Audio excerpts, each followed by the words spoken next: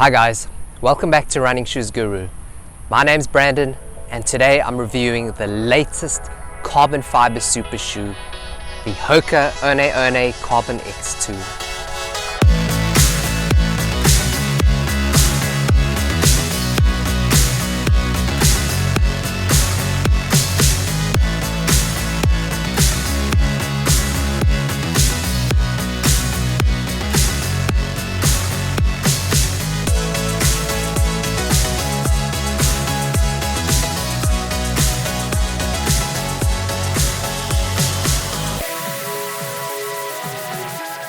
The Carbon X series is so unique because it was designed specifically for the ultramarathon.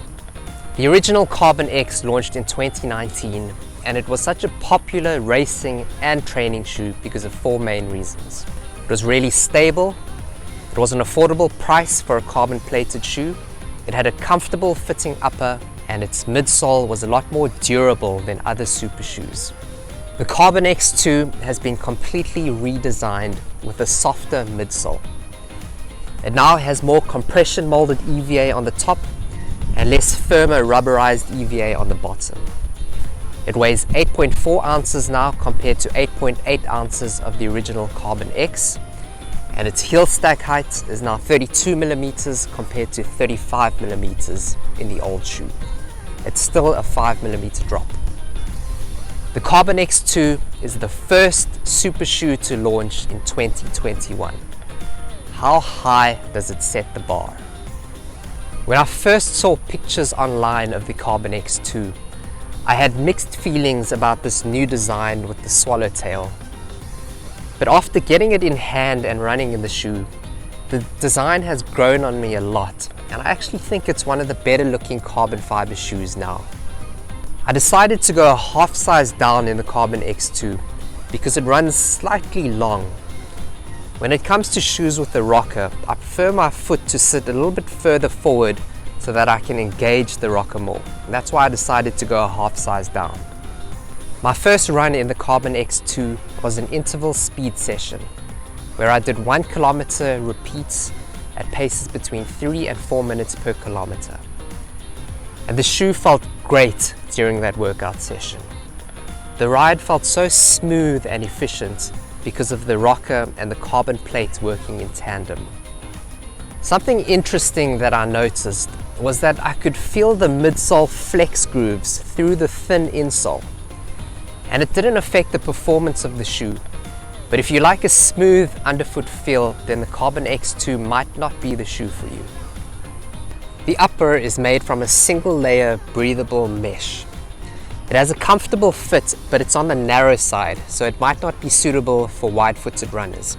But there is plenty of toe box depth. My favorite element of the upper is this large reflective patch on the tongue, which tells us that the shoe was designed for training as well as racing, even though it has a carbon plate in it. Now the tongue is gusseted, but I found that it slides quite far downwards during runs. So every 15 kilometers I had to undo the laces and pull the tongue back up to eliminate the pressure from the first 2 rows. The new ELF heel counter held my heel securely in place, and overall foot lockdown was top notch. The midsole of the Carbon X2 is still a ProFly dual foam setup, but it's now noticeably softer than the Carbon X. Not only is the compression molded EVA on the top a lower density, but the ratios of the two foams used are different.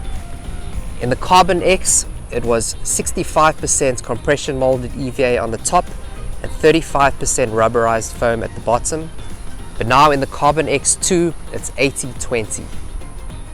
The upside of this change is that the Carbon X2 feels a lot more forgiving and has better long distance comfort. My furthest run in the shoe was 40 kilometers, and the performance of the Carbon X2 on that run was outstanding. It felt like the perfect balance between cushioning and responsiveness, and by the end of my run, my legs still felt fresh. The carbon plate in the shoe has been moved downwards, which also contributes to the softer ride. It's now situated between the two foams, and you can see it through the holes in the bottom of the outsole. It's got a little bit of flex to it, but it just keeps the midsole from bending so that the rocker can work effectively. When running in the Carbon X2, I don't feel any explosive propulsiveness like I do in the Adios Pro or the Alpha Fly Next Percent. But the Carbon X2 has a more natural feel to it, similar to a training shoe. And this is what makes the Carbon X2 more suited to further distances. During long runs, it feels smooth, efficient, and energy saving. When it comes to outsole durability, the rubberized EVA wears down pretty quickly, as you'd expect. I've run less than 100 kilometers in my pair, and the 5mm thick outsole layer has already worn down about 2mm on my pair. And the worrying thing is that the bottom loaded carbon plate will start to stick out from the bottom and scrape the floor if the outsole wears down too quickly.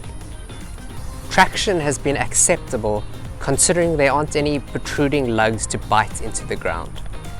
I didn't slip on any wet surfaces, but it wouldn't be my first choice for running in the rain when the ground is soaked. At just $180 for a full-length carbon-plated super shoe, the Carbon X2 seems like a bargain. But you have to take into consideration that it doesn't have the high level of durability of the Rocket X, which is also $180, because the Carbon X2 doesn't have any blown rubber on its outsole. I really enjoy wearing the Carbon X2 for long runs over 30 kilometers because of its unobtrusive carbon plate and its energy-saving rocker. But I always feel like I have to save them for special occasions because I'm too scared that the outsole rubber will wear down and expose the carbon plate. So I think $180 is the right price for the Carbon X2 because I wouldn't feel comfortable using them as a daily trainer. So I'll be saving them for races and the occasional long run. If I was choosing a super shoe for the marathon, there are plenty of other super shoes I'd choose ahead of the Carbon X2. Shoes with better energy return and more propulsion. But if I was choosing a super shoe for any distance beyond a marathon, the Carbon X2 would be the first shoe I'd reach for. I think the Carbon X2 does exactly what Hoka designed it for. It's for going the distance and going there fast. It's stable, cushioned, and comfortable enough for ultra distances. Thanks for watching till the end. We'd really appreciate it if you click on like and you subscribe to the channel. You can also read our full written review on Running Shoes Guru.